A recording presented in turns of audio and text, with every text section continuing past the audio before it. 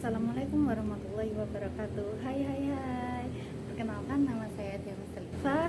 Kembali lagi di YouTube Tia. Wah. Nah, kali ini aku akan membahas buku tentang How Leader Act. Pemimpin bukan memberi perintah, karya dari Aswin Gyandra. Nah, di sini aku mau mereview buku tentang How Leader Act, merangkum secara ringkas kepada kalian semua penonton dari YouTube channel Tia di video kali ini. Ya, keputusan mungkin akan membuat pemimpin terkesan keras, kasar, jahat, dan tidak memiliki hati sehingga seringkali dijauhi. Jenis pemimpin seperti ini biasanya dikenal dengan sebutan bos. Namun, keputusan yang sama justru dapat membuat pemimpin dipandang sebagai orang yang tinggi dan berkarisma, sehingga orang justru ingin tetap mendekat. Pemimpin jenis ini yang biasanya disebut sebagai leader, bos dan leader sama-sama pemimpin. Yang membedakan adalah hubungan yang terjalin dengan orang yang mereka pimpin. Bos menganggap hal tersebut tidak penting, sementara leader justru mengerti bahwa hal tersebut dapat memberi dampak besar pada tujuan yang ingin dicapai perusahaan. All business operations can reduce to three words: people, product, and profits. People come first unless you've got a good team. You cannot do much with the others too. Semua operasi bisnis dapat diringkas menjadi tiga kata: orang, produk, dan keuntungan. Orang didahulukan kecuali Anda memiliki tim yang bagus. Anda tidak dapat berbuat banyak dengan dua lainnya. Kepemimpinan yang baik setidaknya dapat mengeluarkan karakter inisiatif dari seseorang. Setiap orang memiliki keunggulan masing-masing, sehingga tidak mungkin menuntut keunggulan yang sama dari beberapa orang. Memiliki inisiatif yang tinggi akan membuat seseorang menemukan keunggulan dalam diri untuk kemudian digunakan demi kemampuan perusahaan, demi kemajuan perusahaan. Beberapa ciri munculnya karakter ini dan seseorang adalah sebagai berikut. Yang pertama, memiliki inisiatif tinggi. Yang kedua, selalu berpikir efisiensi. Yang ketiga, ambisius. Yang keempat, berdedikasi. Karakteristik bos yang harus dihindari yaitu bos yang tidak efektif sebagai pemimpin. Dapat dikenali melalui beberapa tanda. Salah satunya adalah ketika bawahannya merasa tidak nyaman dalam berkontribusi, berinteraksi, bahkan menghindari menyampaikan pendapat mereka. Oleh karena itu, ada beberapa sikap yang seorang bos harus menghindarinya agar menjadi pemimpin yang efektif. Yang pertama, ada egosentris. Seorang pemimpin egosentris merupakan orang yang selalu mempertimbangkan segala sesuatu berdasarkan kepentingan dirinya sendiri. Yang kedua, ada micromanaging. Micromanaging, pemimpin dengan tipe micromanaging secara sederhana dapat diartikan sebagai pegawai pengawas berlebihan.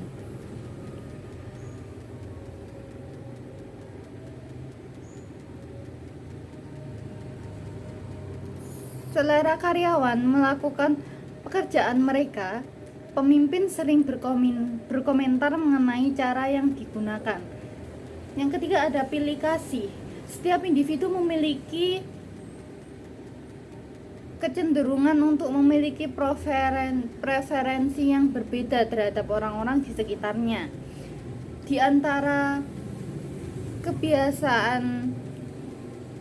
antara kita biasanya ada orang yang menjadi favorit, ada lebih disukai daripada yang lainnya. Yang keempat, selalu merasa benar. Menjadi pemimpin bukan berarti tidak menunjukkan kesalahan karyawan. Kesalahan dapat terjadi karena beragam faktor. Leader akan fokus pada upaya penyelesaian masalah yang terjadi. Yang kelima ada tidak mendengarkan. Ketika suatu perusahaan dipimpin oleh seorang pemimpin yang memiliki komunikasi yang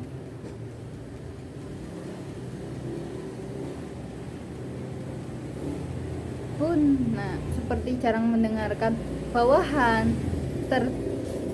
terlambat atau tidak pernah merespons bawahan, maka hal itu akan menghambat perusahaan tersebut.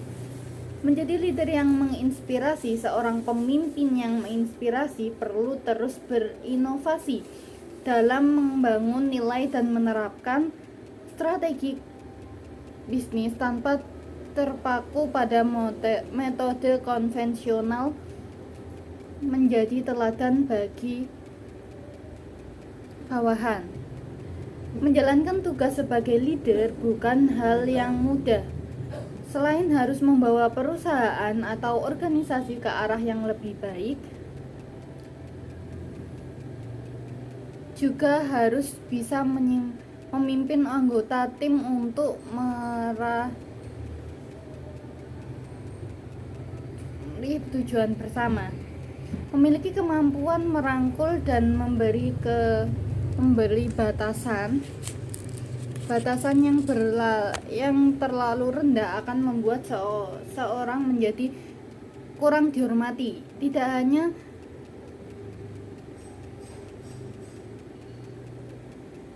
dasar yang menginginkan karyawan yang baik, karyawan pun menginginkan leader yang juga baik, memiliki kemampuan untuk bertumbuh dan berkembang. Seorang leader visioner harus mampu merancang strategi, mewujudkan visi dan tujuan organisasi atau pemahaman yang dipimpinnya.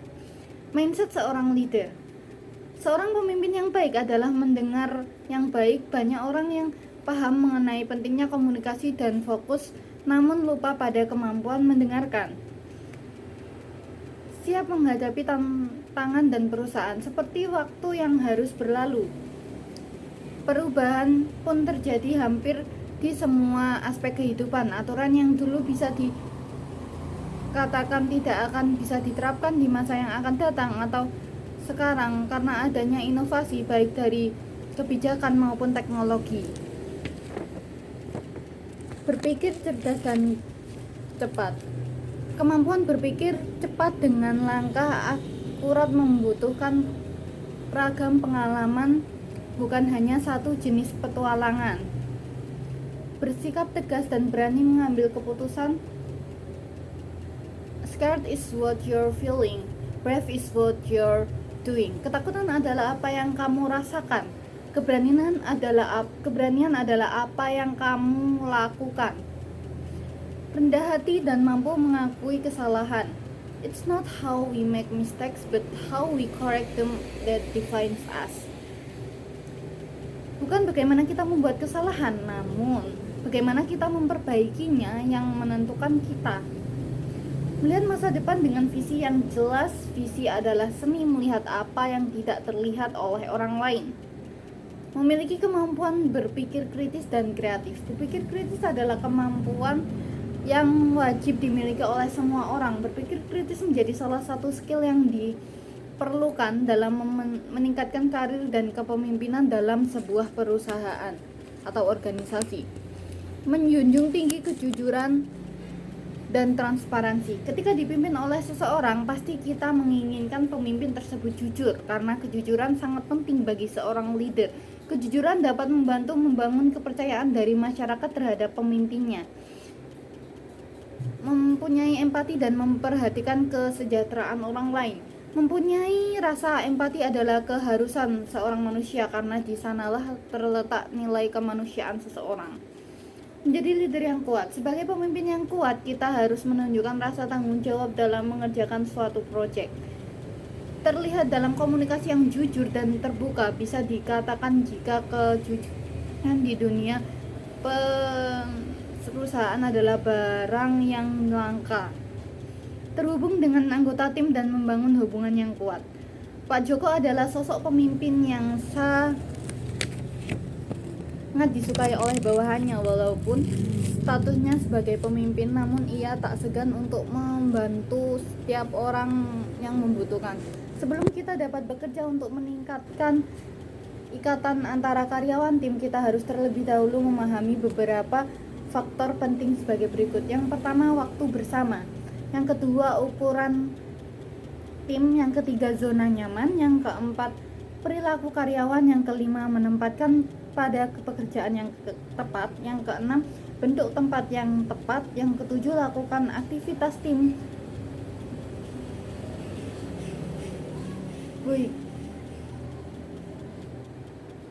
Weekling. Yang kedelapan, bekerja untuk meningkatkan komunikasi tim. Yang kesembilan, rayakan sukses. Mendorong pertumbuhan pribadi dan profesional anggota tim. Kerja tim adalah ketika sekelompok orang bekerja sama menuju tujuan atau tujuan bersama. Bakat memenangkan pertandingan, tetapi bekerja tim dan kecerdasan memenangkan kejuaraan. Mempertahankan sikap positif dan optimis. Berpikir positif memiliki beberapa manfaat besar untuk keberlangsungan suatu lingkungan pekerjaan saat dalam lingkungan positif dan memengaruhi cara kita atau karyawan lain berpikir tentang pekerjaan. Membimbing bawahan dengan menjadi pelatih, bukan pemimpin yang otoriter. Sikap pemimpin yang diperlukan dalam mengatasi permasalahan ini adalah membangun terus kinerja tim menjadi lebih solid dan kuat timnya. Menetapkan tujuan dan harapan yang jelas bagi tim. Menetapkan tujuan adalah langkah pertama dalam mengubah hal yang tidak terlihat menjadi terlihat. Memberikan umpan balik langsung tentang kinerja anggota tim. Umumnya memberikan feedback kepada karyawan dapat berefek pada banyak hal. Feedback bisa membantu karyawan dalam meningkatkan performa.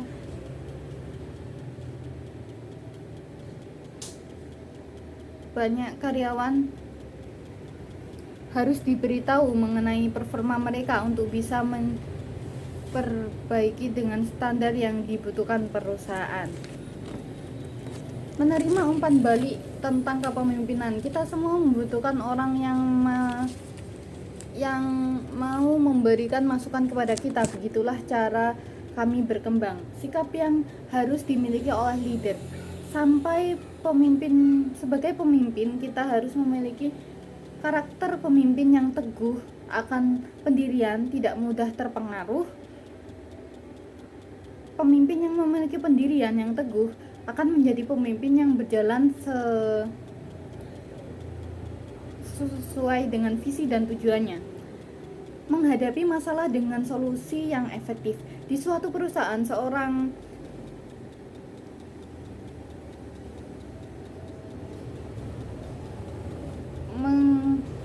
merhatikan jika dalam kurun waktu 5 bulan produktif atas rekan-rekan anggota timnya mengalami penurunan. Manajer memiliki solusi untuk dilakukan outbound agar bisa memenuhi kebutuhan kesejahteraan karyawan yang belum terpenuhi. Mendengarkan dengan penuh perhatian dan empati. Menjadi pendengar hanya terus sangatlah penting, dan untuk menjadi pemimpin yang baik, arah harus mendengarkan orang-orang yang berada di garis depan, menjaga jarak dan tidak terlalu akrab dengan anggota tim, mendidik untuk menjaga jarak dengan orang lain dan juga untuk menjaga jarak dengan kata-kata yang sewaktu bisa berkhianat. Ketika seorang leader terlalu kuat terlalu dekat, akrab dengan anggota timnya dan bahkan tidak jelas, maka bisa saja leader tersebut terjebak dalam kecenderungan pada anggota tim tertentu. Ini bisa menjadi sangat mengerikan pada tim secara keseluruhan. Melihat kesalahan sebagai peluang untuk belajar dan berkembang. Semua pemimpin melakukan kesalahan, mereka adalah bagian dari kehidupan. Pemimpin yang sukses mengenali kesalahan mereka, belajar dari kesalahan tersebut, dan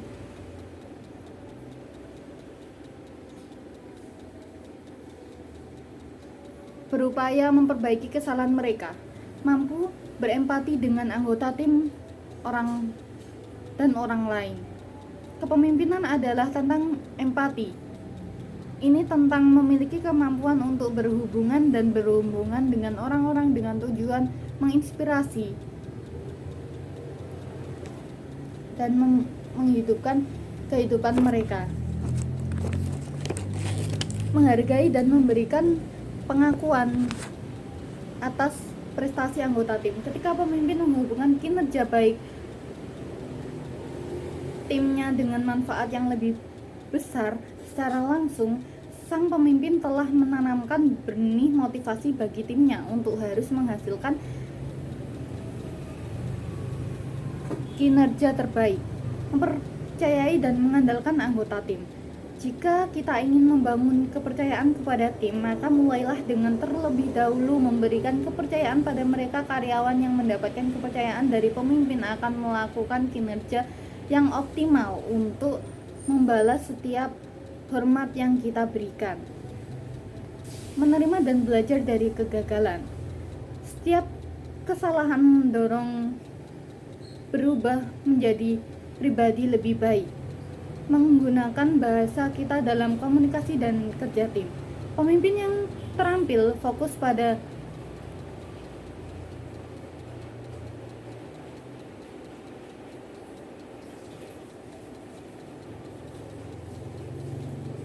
kita, bukan saya. Saat pemakaian kata kita, ego seorang pemimpin akan dihilangkan sekaligus membuktikan atau menunjukkan jika pemimpin sangat membutuhkan peran serta anggota tim atau bawahan dalam rangka memajukan perusahaan, menginspirasi anggota tim untuk mencapai tujuan yang lebih tinggi. Seorang pemimpin paling baik ketika orang-orangnya hampir tidak tahu bahwa pekerjaannya telah tercapai, maka akan berkata, "Kami sendiri yang melakukannya." Seorang pemimpin yang inspiratif adalah seorang yang dapat memotivasi, menggerakkan, menginspirasi orang lain untuk bekerja menuju tujuan yang sama. Kepemimpinan yang inspiratif dapat membantu meningkatkan kinerja dan produktivitas sekaligus membantu kita menunjukkan kesuksesan bersama. Terima kasih. Assalamualaikum warahmatullahi wabarakatuh. Bye bye.